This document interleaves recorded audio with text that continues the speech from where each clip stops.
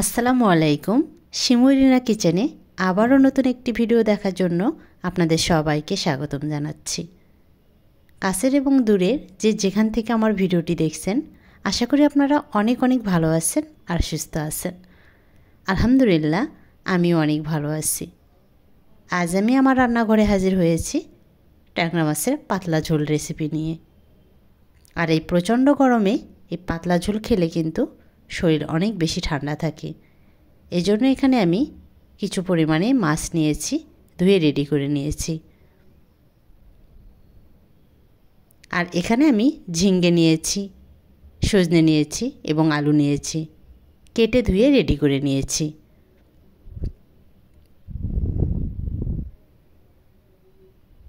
এখন আমি চুলা অন করে দিয়ে কড়াই বসায় দিলাম। এখন আমি দিয়ে দিচ্ছি পরিমাণ মতো সরিষার তেল। আর এখন আমি দিয়ে দিলাম আস্ত গোটা জিরা, আর দিয়ে দিলাম কালো জিরা, দিয়ে একটু নাড়াচাড়া দিয়ে নিচ্ছি। ঝোলের ভিতরে কিন্তু আস্ত গোটা জিরা এবং কালো জিরা দিলে কিন্তু সুন্দর একটা স্মেল আসে। এখন আমি দিয়ে দিলাম পেঁয়াজ কুচি, দিয়ে আবারও নাড়াচাড়া দিয়ে নিচ্ছি। ব্রাউন কালার করে ভেজে নিব।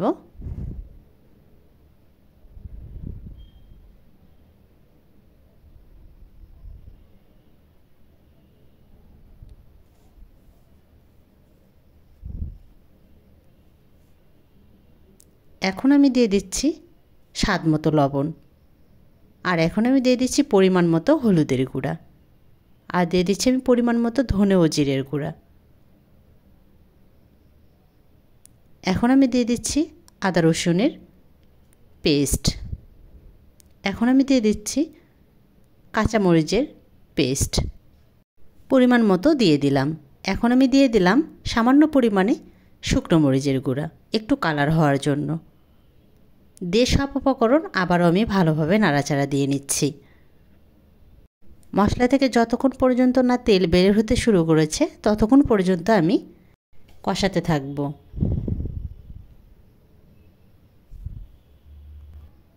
এই তো তেল বের হতে শুরু করেছে। এখন আমি হাফ কাপ পরিমাণে পানি দিয়ে দিলাম, দিয়ে নিয়ে আবারও একটু নাড়াচাড়া দিয়ে নিলাম। যে কোনো রান্নায় একটু ধৈর্য সহকারে রান্না করলে সেই রান্নাটা কিন্তু অনেক বেশি টেস্টি হয়। এখন আমি 2 মিনিটের জন্য ঢাকনা দিয়ে ঢেকে দিলাম। 2 মিনিট পরে ফিরে আসলাম।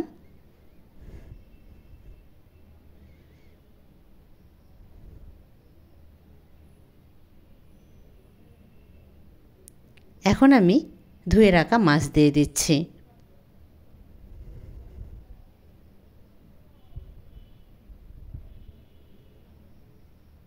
আলতোভাবে এখন আমি নাড়াচাড়া দিয়ে নিচ্ছি, যাতে করে মাছগুলো ভেঙে না যায়।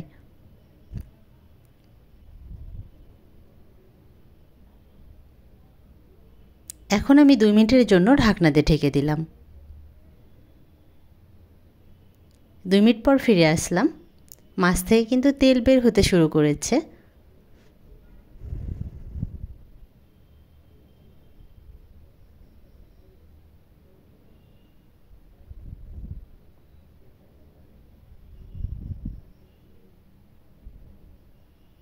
এখন আমি হাফ কাপ পরিমাণে পানি দিয়ে দিলাম মাছ সিদ্ধ হওয়ার জন্য। এখন আমি 3 থেকে 4 মিনিটের জন্য ঢাকনা দিয়ে ঢেকে দিলাম। 4 মিনিট পরে ফিরে আসলাম। পানি কিন্তু অনেকটা পরিমাণে শুকিয়ে গেছে। এখন আমি আলতোভাবে নাড়াচাড়া দিয়ে দিচ্ছি। কিছুক্ষণ পরে মাছ তুলে নিব। এই তো এখন আমি মাছ তুলে নিচ্ছি অন্য একটি বাটিতে।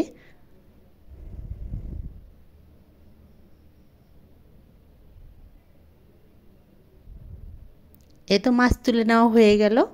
এখন আমি কেটে রাখা আলু, ঝিঙ্গা আর সজনে দিয়ে দিচ্ছি।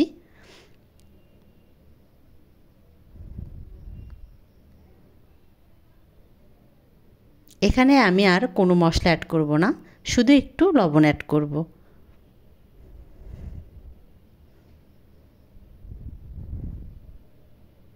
এই তো স্বাদ মতো একটু লবণ দিয়ে দিলাম, দিয়ে নিয়ে আবারও ভালোভাবে নাড়াচাড়া দিয়ে নিচ্ছি।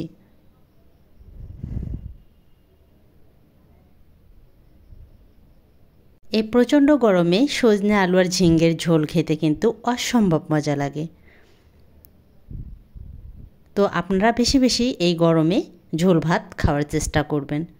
এখন আমি 2 মিনিটের জন্য ঢাকনা দিয়ে ঢেকে দিলাম। 2 মিনিট পর ফিরে আসলাম, এসে আবারও একটু কষে নিচ্ছি। কষানো প্রায় আমার শেষ হয়ে গেছে। এখন আমি গ্রেভির জন্য পানি দিয়ে দিলাম।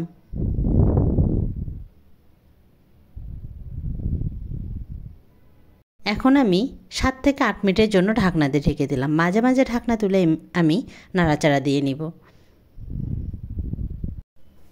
রান্নাটা প্রায় শেষের দিকে। এখন আমি কেটে রাখা টমেটো দিয়ে দিচ্ছি।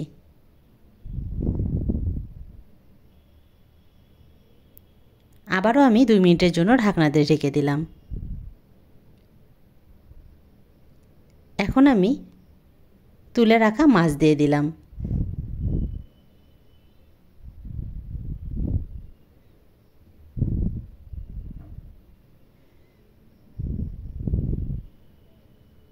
আবারও আমি 2 মিনিটের জন্য ঢাকনা দিয়ে ঢেকে দিলাম।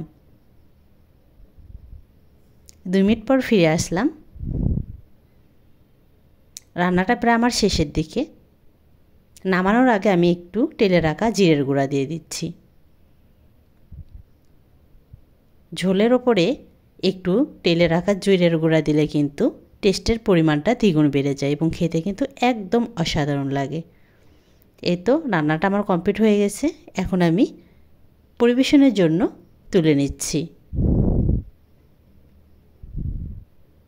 তো আপনাদের কাছে আমার এই ভিডিও যদি বিন্দুমাত্র ভালো লেগে থাকে, প্লিজ আপনারা যারা এখনও সাবস্ক্রাইব করেননি, প্লিজ আপনারা সাবস্ক্রাইব করে পাশে থাকা বেল বাটন অন করে দিবেন।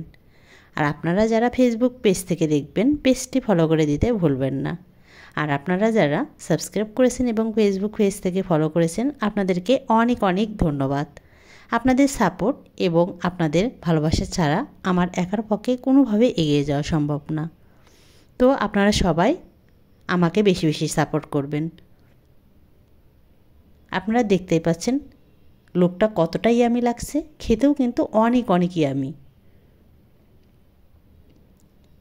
তো আজকের মতো আমি এখানেই বিদায় নিচ্ছি।